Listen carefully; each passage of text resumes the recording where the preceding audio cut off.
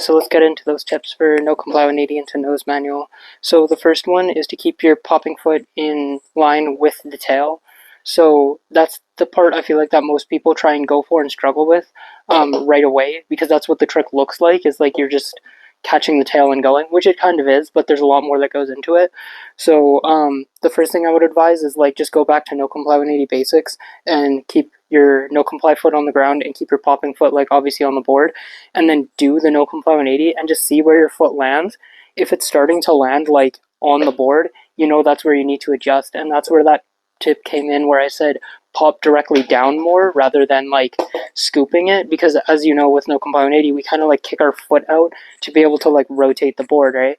But that makes the board go out as well, so you're gonna have to like, once it pops, you're gonna have to kind of like jump back for it, and you don't want that at all when you're trying to combo a trick into another trick. You want the board to be completely underneath you. So the difference in what that kind of looks like would be a regular no comply 180 might look more like that, and see how my foot's kind of extended out more. That is one because it's more ahead of me, but it's also because the board is further away from me. So to alleviate that, like I was saying, you kind of want to pop directly down more. So keep more of your mental focus on the tail and pop like in more, and see how my leg is like pretty much naturally just laying on the board. That's much better because it's way closer to my foot. For the second tip, it's to fully rotate your no comply 180. So what I mean by that is whatever your position your board is in as you initiate your no comply 180, it needs to be pretty much in the exact same position as when you're landing onto that tail. Because if you're even a little bit askew, it's going to mess up your nose manual as well, right? Like how you're struggling with G-turns. You might kind of accidentally go into a G-turn, which could be a cool and good thing, but like you're trying to go straight, right? And then your body's not going to compensate for that. You're going to lose balance, you're going to fall off, or you're going to drop the back wheels, whatever. So just make sure, as much as you want to quickly catch that tail, take your time and let the board go all the way around and then catch the tail.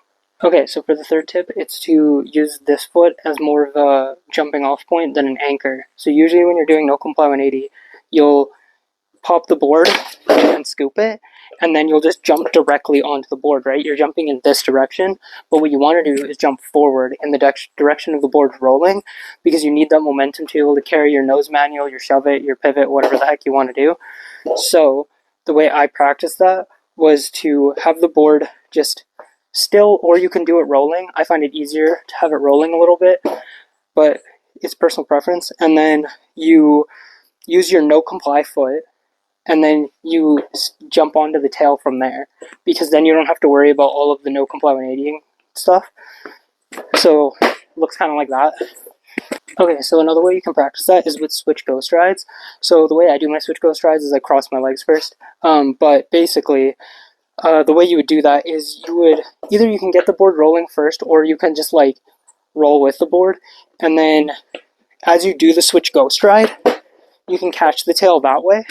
And it's just a little bit simpler of a way to practice the movements rather than having to do a whole no comply 180 and then finally be able to try and catch the nose manual. This might be an easier way of you being able to learn the combo. So yeah, just take your time with it. If you need any more help, just send me another DM. Like if you get stuck on any certain parts or anything, I really don't mind like making more videos, or even like just texting you and being like, yo, this is probably what's going wrong. I do prefer if you send me a video of your attempts, just because then it's a little bit easier for me to analyze and see which parts you might be messing up on. But yeah, keep at it, and I know you'll get it really soon because you're a crazy good skater.